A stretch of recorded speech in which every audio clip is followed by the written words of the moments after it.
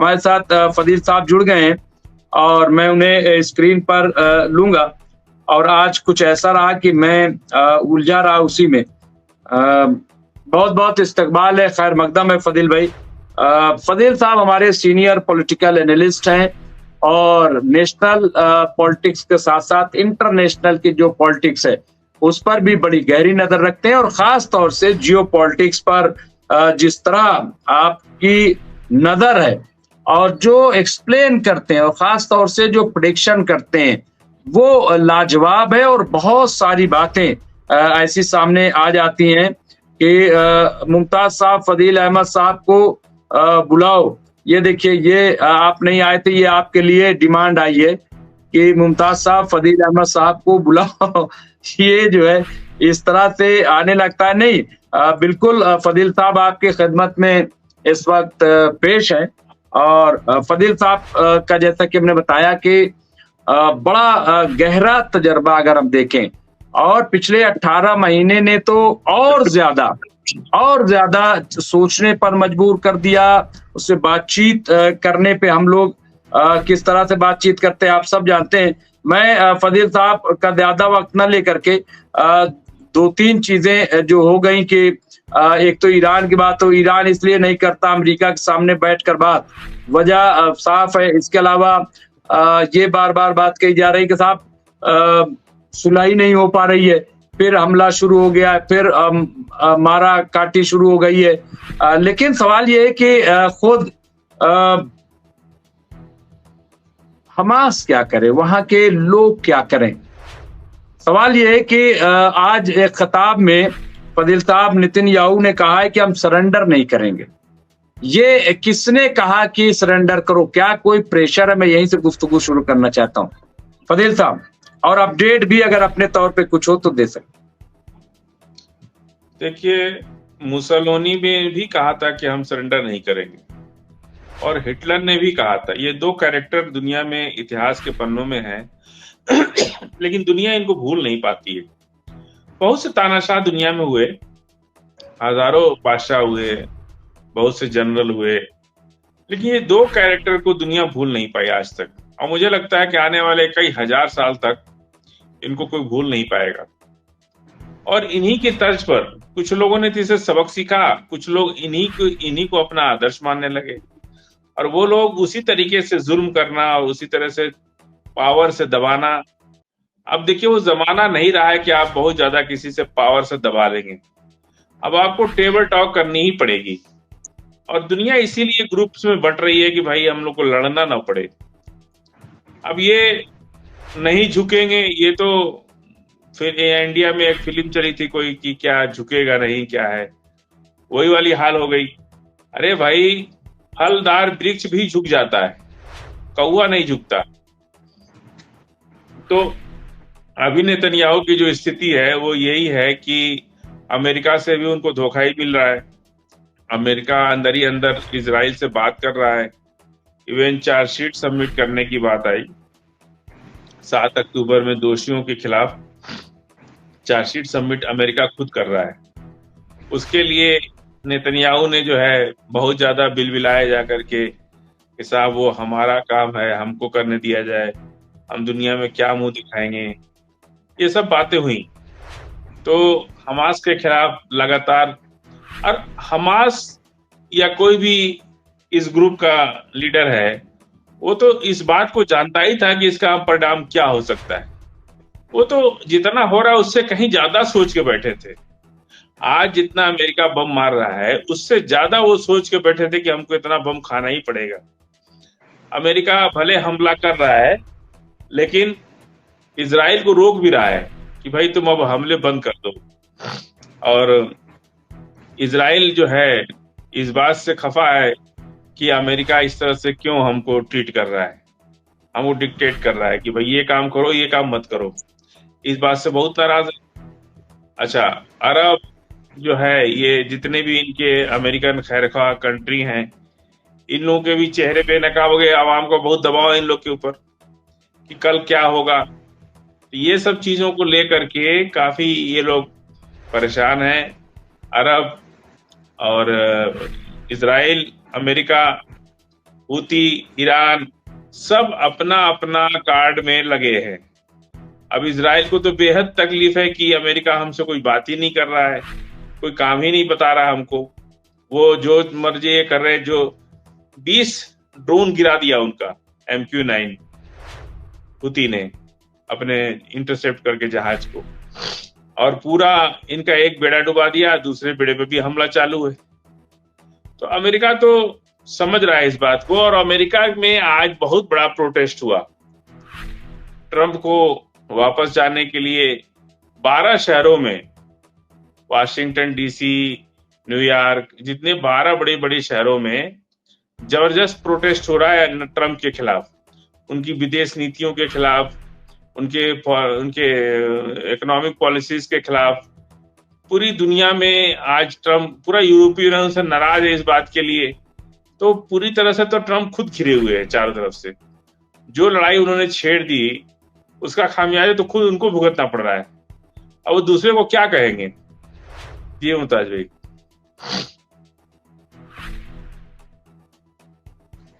ये आप सही कह रहे हैं, और हमने इसीलिए कहा था कि एक अपडेट, और जाहिर है कि सिर्फ अमेरिका में नहीं बल्कि इजराइल के अंदर भी बहुत बड़ा प्रोटेस्ट जारी है। और यही वजह है कि नेतन्याहू आए और उन्होंने कहा कि हम सरेंडर नहीं करेंगे, यानी दबाव बहुत है, और ये कहा कि हम सरेंडर नहीं करेंगे और ये लड़ाई जारी रहेगी। लेकिन वहां की जो हालात है, इसका मतलब क्या फजील साहब, जिस तरह से निकल के आना पड़ा नेतन्याहू को, बयान जारी करना पड़ा, और ये एयर स्ट्राइक, क्या आपको लग रहा है? क्योंकि अभी एक साहब ने लिखा, देखिए बिल्कुल ताजा अपडेट वहां पे, ये जयदीप सिंह मुंडेला साहब हैं, और ये बहुत मानी खेद ये बयान है, मुझे लग रहा है। इजराइल, ये हयूम न्यूज पेपर है, 7 अक्टूबर के बाद हमास का ये दूसरा स्वतंत्रता दिवस है। हमने इतिहास का सबसे लंबा युद्ध लड़ा है, हमारे 1800 सैनिक मारे गए और 10,000 घायल हुए।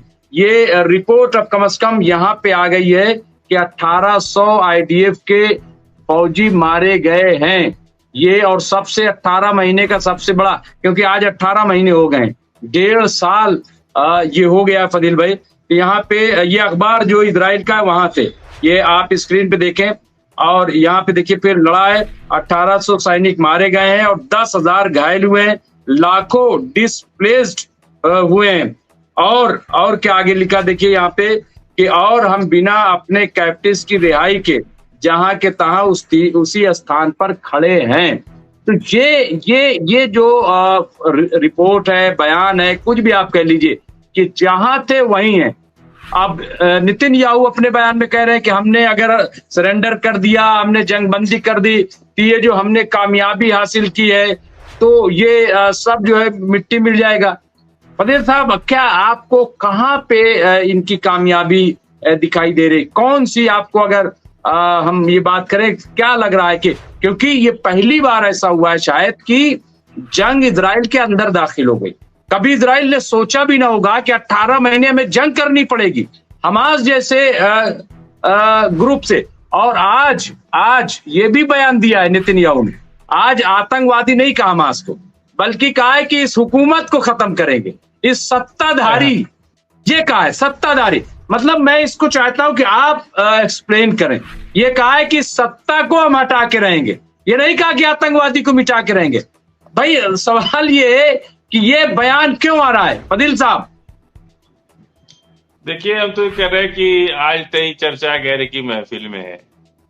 कभी हमास को खुद फिलिस्तीन के लोग इतना मजबूत नहीं समझते थे, लेकिन आज अल्लाह की रहमत है, हमास के लोग इतने मजबूत हैं कि आज उनको एक स्टेट की तरह बात करना पड़ रहा है। मैं तो आज से 4-5 महीना पहले से कहता था कि हमास ही तो वहां का स्पेस लीडर होगा, हमास ही तो वहां का लीडर होगा, उसी की सरकार बनेगी ना। तो बहुत से लोग हमारे से नाराज हो जाते थे कि आप उनको क्यों गवर्नमेंट कह रहे। आज तो जब इजराइल ने कह दिया कि वो आतंकवादी संगठन नहीं है, वो ग्रुप है, हमसे बात करनी चाहिए, और बात कर भी रहे, तो ये सब चीजें तो अच्छा है, धीरे धीरे सामने आ रही हैं।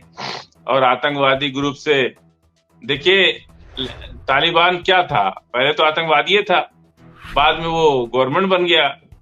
नेपाल का प्रचंड पहले तो आतंकवादी थे, बाद में गवर्नमेंट बन गए। इसी तरह हमास भी गवर्नमेंट बन जाएगा। जी मुमताज भाई। बड़ी खबर आ रही है, बड़ी खबर जयदीप सिंह बुंदेला साहब ने दिया है, जिसपे हमने पहले भी बात की थी। फदील साहब इस पे शुरू से इस बात पे बोलते रहे, कहते रहे।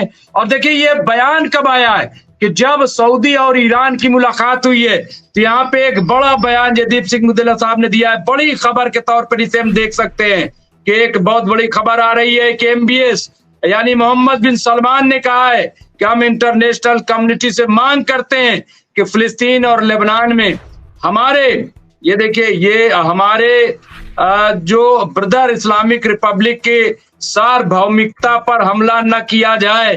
ये आप देखिए कि एक बड़ा बयान है यहाँ पे।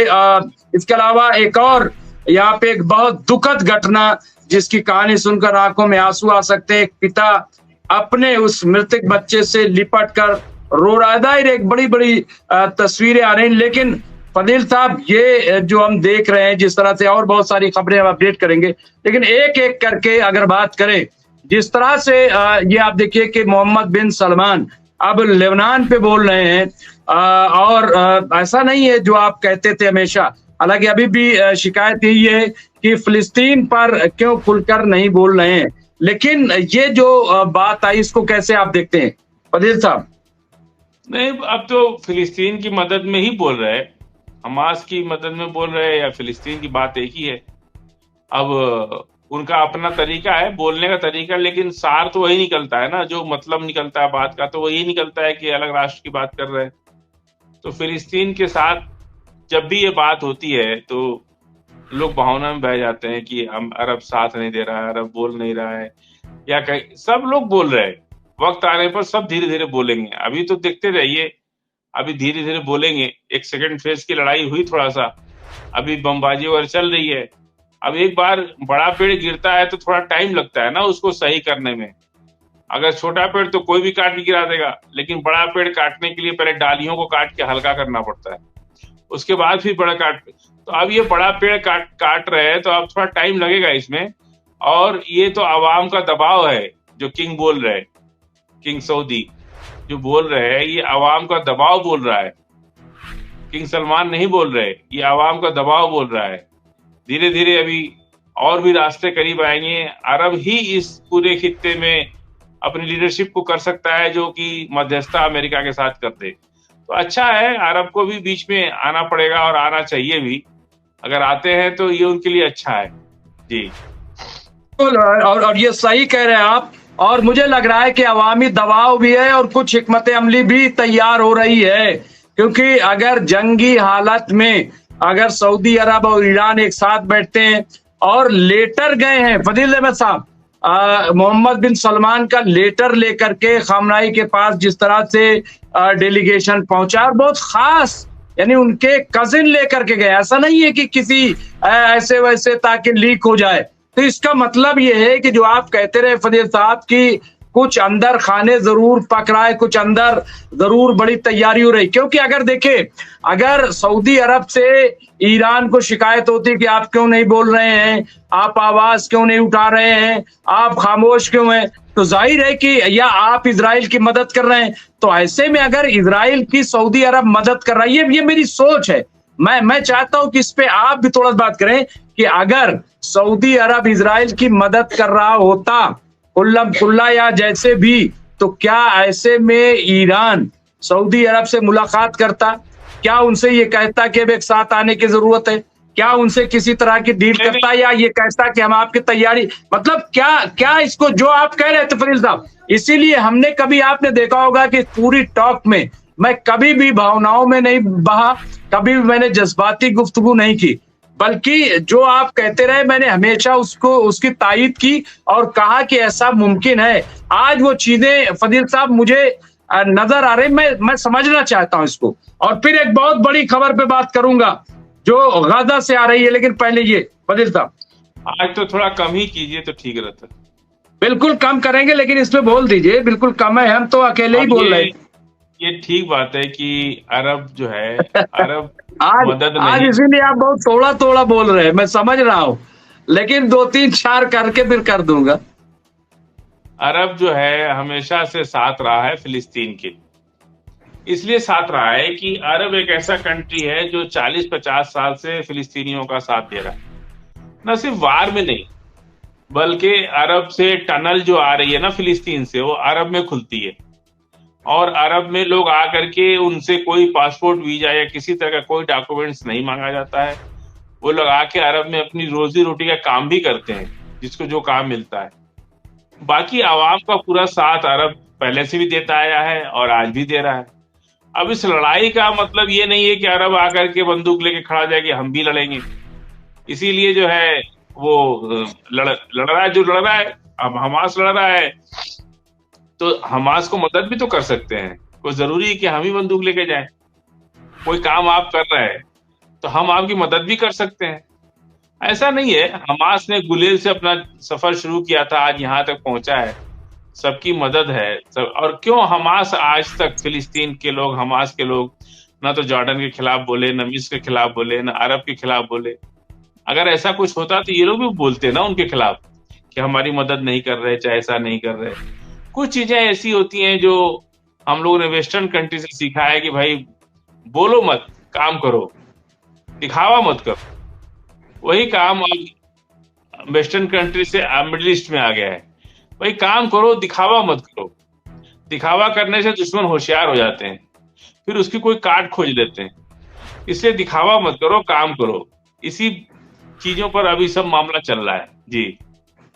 बिल्कुल। और यहाँ पे यूनुस सोवारा साहब ने कहा कि गजा में हमास के एक आत्मघाती हमले में इजराइल की एक पूरी बटालियन मारी गई है। इस हमले के डर से इजराइल के फौजी गजा से भाग रहे हैं। और हमने आज यही थंबनेल बनाया फजील साहब के, अब जवाबी कार्रवाई हमास ने शुरू कर दी है, बल्कि 2 ड्रोन भी अपने कब्जे में ले लिया है, ये खबर भी आ रही है।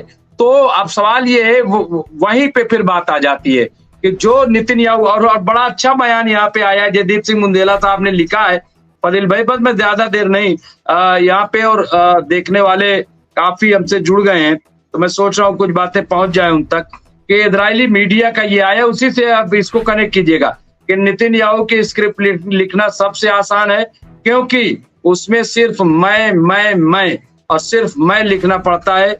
मैंने ये कर दिया, मैंने वो कर दिया, उनका ऐसा हो गया, उनका वैसा हो गया। जैसे ही जमीनी लड़ाई शुरू हो रही है, वैसे ही इजरायली कैजुअलिटी बढ़ने लगी है। D9 बुलडोजर, मरकावा टैंक आदि उड़ाए जाने लगे। ये खबर आ रही है, ये वहां का जो इजरायली अखबार है वो लिख रहा है कि जमीनी लड़ाई पे 0 है। तो फिर कैसे ये कह रहे हैं कि गजा खाली कर दो, हमने कब्जा कर लिया। अब वहां पे अभी देखिए, अब ये टैंक उड़ाए जाने की भी खबर है वहां पे। तो इसका मतलब ये है कि हमास जो है, जो रिपोर्टें आ रही थी बिल्कुल सही थी कि बहुत स्ट्रांग हो गया पहले के मुकाबले, ज्यादा हमले, और सप्लाई लाइन भी कहीं ना कहीं इसका मतलब जारी है, क्योंकि उनके पास असलहे कहां से आ रहे हैं, उनके पास ये ताकत कहां से आ रही है। इसका मतलब वो जो सुरंग है या जो वो कहीं ना कहीं है अभी। अदिल साहब देखिए, इनकी पूरी फैक्ट्री वहां पे है, ईरान की मदद से पूरी फैक्ट्री लगा रखा है इन्होंने हथियार बनाने की। कहीं से कुछ लाना नहीं पड़ता, सब वहीं बन जाता है। चाहे हिजबुल्लाह हो, चाहे हमास हो, चाहे हुती हो, इन लोगों को कहीं से कुछ लाना नहीं पड़ रहा है। सब ईरान ने, आज कोई नई बात थोड़े है, ईरान ने बहुत पुराने से सब चीज तैयारी कर रखी है कि क्या क्या वहां हो सकता है। तो हथियार ले आने की क्या जरूरत है, वहीं बना लीजिए हथियार। फैक्ट्री में तो हथियार बनता है। वो फैक्ट्री लगा दिया, एक्सपर्ट को भेज के सिखवा दिया। अब वो जो है कुछ चेंजेस होते हैं तो लोग जा करके ठीक कर देते हैं उसको। इसलिए सब चीजें, अब लोग जो खुशी मना रहे कि उनका सप्लाई लाइन कट गया, कुछ नहीं कटा है। उनकी सब फैक्ट्री उनके ही इलाके में है, और इतना भरोसा करते हैं ईरान, जो सब कुछ दे दिया वो फैक्ट्री नहीं देगा। सारा हथियार तो फैक्ट्री में ही बनता है। वो फैक्ट्री भी सब फिलिस्तीन के अंदर है, इजराइल, वहाँ लेबनान में, सब जगह हुती का सब फैक्ट्री उनके पास है। सारा असलहा वो खुद बनाते हैं। एक्सपर्ट, कोई जरूरत पड़ती है तो ईरान से आते हैं, और रॉ मटेरियल तो आने के लिए बहुत रास्ते। उसके लिए तो सरकार इजराइल को पता भी नहीं चलेगा, चाहे जितना भी जोर लगा ले। रॉ मटेरियल्स तो फैक्ट्री का भी रॉ मटेरियल्स और उसका रॉ मटेरियल कोई बहुत अलग नहीं होता है, उनको लाके असेंबल करना होता है बस। तो ये सब चीजें अब वो कहना कि ये लाइन काट दिया, वो लाइन काट दिया, वो सब कुछ असर नहीं हो रहा है। इतना लाइन काटने के बाद भी तो इतना मजबूती से खड़ा है ईरान। नहीं नहीं, बिल्कुल ये सही कह रहे हैं। और हमारे साथ इस वक्त तकरीबन 400 लोग जुड़ गए हैं, लेकिन मैं बहुत लंबा बिल्कुल नहीं करूंगा। और चूंकि फजील साहब आज तो मैं फजील साहब को चाह रहा था, वैसे मैंने रिक्वेस्ट की थी कि अगर थोड़ी देर के लिए आ जाए, वरना आज मैं सोच रहा था कि आज संडे है और मैं काफी उधेड़-बुन में भी रहा कंप्यूटर को लेकर के। लेकिन ये कि बड़ा जबरदस्त यहाँ पे आप देखिए, मैं फजील साहब सिर्फ ये जानना चाहता हूँ, जिस तरीके से आप सऊदी हो या तमाम चीजें हैं, क्या क्या आपको आखिरी में मैं सिर्फ ये जानना चाहता हूँ कि आपको क्या लग रहा है कि कहाँ पे अब ये, क्योंकि अब जो नेतन्याहू हैं उन्होंने बयान दिया है कि अब जब तक हमास का सफाया नहीं हो जाएगा, गजा खाली नहीं हो जाएगा, ये जंग नहीं रुकेगी, अब जारी रहेगी। यानी ये साफ कह दिया है कि अब जंग बंदी नहीं होगी। तो क्या ये माना जाए कि अब वो वक्त आ गया है जिसका आप कहते थे, तेरही वाली बात, या हाफ या साफ, या क्योंकि अब वहां पे ये भी कहा जा रहा है कि कतर भी जो है परेशान हो चुका है कि साहब कोई मान ही नहीं रहा है, कोई हम कितनी बातचीत करें, कैसे समझौता कराएं फजील साहब? नहीं देखिए, वो हाफ साफ तो सब है ही है। अब वो विनाशकाली विपरीत बुद्धि, रस्सी जल जाती है ऐठन नहीं जाती, ये सब चीजें हम पहले भी बोल चुके हैं।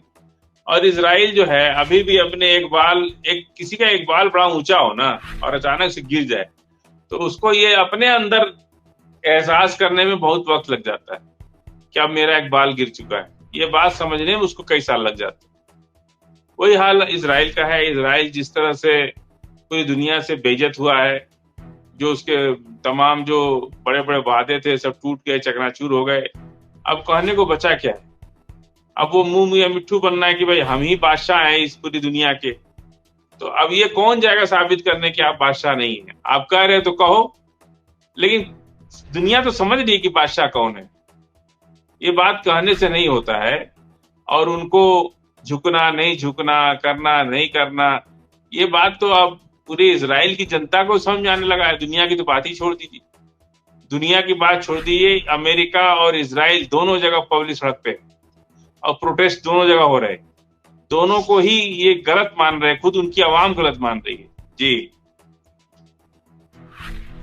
ये सही है कि प्रोटेस्ट हो रहा है, और बहरहाल हमारे वजीर आजम सऊदी अरब के दौरे पर जा रहे हैं, उस पर भी बात हो रही है। लोग कह रहे हैं कि सऊदी अरब से ज्यादा जरूरी था कि वजीर आजम मणिपुर जाते, वहां के हालात का जायजा लेते, ये भी लोग लिख रहे हैं। लेकिन बहरहाल ये तमाम चीजें, बहरहाल बहुत बहुत शुक्रिया फजील अहमद साहब। मैं बिल्कुल ज्यादा आज बातचीत नहीं करूंगा, और बहुत सारे लोग जुड़े थे तो लाइक भी कर दें। सिर्फ 133 लाइक हुए हैं, लेकिन जाते जाते लोग अगर जरा लाइक कर दे बहुत अच्छा है। और फजील साहब का शुक्रिया कि वो हमसे जुड़े, और तमाम लोगों का भी शुक्रिया कि आप जुड़े। मैं 2-3 चीजें सोच रहा था कि जरूर जिक्र कर दूं कि कहाँ क्या, और मैंने उसको आपकी खिदमत में पेश भी किया है। तो अब मैं फिर कल मुलाकात करूंगा। बहुत सारी अपडेट्स हैं। गुड्डू सलमानी साहब हैं, रियाद अली साहब, राजा सिंह राजपूत साहब जिन्होंने लिखा है मोदी जी मणिपुर पहले जाएं, ये राजा सिंह राजपूत साहब ने लिखा है। यूसुफ पठान साहब हैं, वो मोदी जी फिलिस्तीन आज़ाद कराओ, ये उनकी डिमांड है, और ये अच्छी डिमांड है, अच्छी मांग है। मैक्सिको में एक बहुत बड़ी धूल की सुनामी का वीडियो वायरल हो रहा है। ये भी बड़ी खबर अपने आप में है कि अब मैक्सिको में एक बहुत बड़ी धूल की सुनामी आ रही है। अब देखते हैं इसका क्या असर होगा। मोहम्मद मज़ार साहब, बहुत बहुत शुक्रिया आपका। तो दोस्त ग्रुप जो हमारा जुड़ा हुआ है, उनका भी बहुत बहुत शुक्रिया। न्यूयॉर्क से तबरेज आलम साहब का बहुत बहुत शुक्रिया, जिन्होंने कन्हैया कुमार की तरह बताया है कि फजील साहब लग रहे हैं, तो बहुत बहुत शुक्रिया। और आज साउथ लेबनान में वाकई बड़ा हमला हुआ है और इसीलिए बयान भी आया है। तो तमाम जो है ये बात देखिए, यूनुस चौड़वारा साहब ने जो कहा है मोहम्मद बिन सलमान भरोसा नहीं किया जा सकता कि उनकी माँ, देखिए भरोसा की बात नहीं है, लेकिन ये कि कोई ना कोई बात तो की जाएगी। ये बात सही है कि डायरेक्टली जो है वो फिलिस्तीन पर वो नहीं बोल रहे हैं, फिलिस्तीन इजराइल को नहीं रोक रहे हैं, इजराइल मुसलसल हमले कर रहा है, लेकिन कुछ ना कुछ तो तैयारी, मुझे ऐसा लग रहा है, जैसे कि मैंने कहा कि अगर ईरान मिल रहा है, सऊदी अरब से बातचीत कर रहा है, तो कोई जरूर पॉजिटिव पेशरफ्त होगी। क्या है पूरा मामला, हम फिर आपसे मुलाकात करेंगे, उस पर बातचीत करेंगे। हमें दीजिए इजाजत और देखते रहिए एमएमसी न्यूज इंडिया, और ज्यादा से ज्यादा आप इसे लाइक कर दें। बहुत सारे लोग अभी भी थोड़ा तकल्लुफ में हैं, क्योंकि 450 करीब लोग हमसे जुड़े हुए थे और 167 लोगों ने ही लाइक किया है। लाइक कर देने से बड़े फायदे हो जाते हैं, थोड़ा अच्छा लगता है, लोग देखते हैं कि हाँ भाई इतना लोग पसंद करते हैं। तो बहुत बहुत शुक्रिया आप तमाम हजरात का। बहुत सारे लोग जिनका मैं नाम नहीं ले पाया, कल मैं जरूर सुल्तान साहब का, कल जरूर मैं तमाम लोगों का नाम लूंगा, जिक्र करूंगा। बहुत बहुत शुक्रिया, शब खैर, गुड नाइट।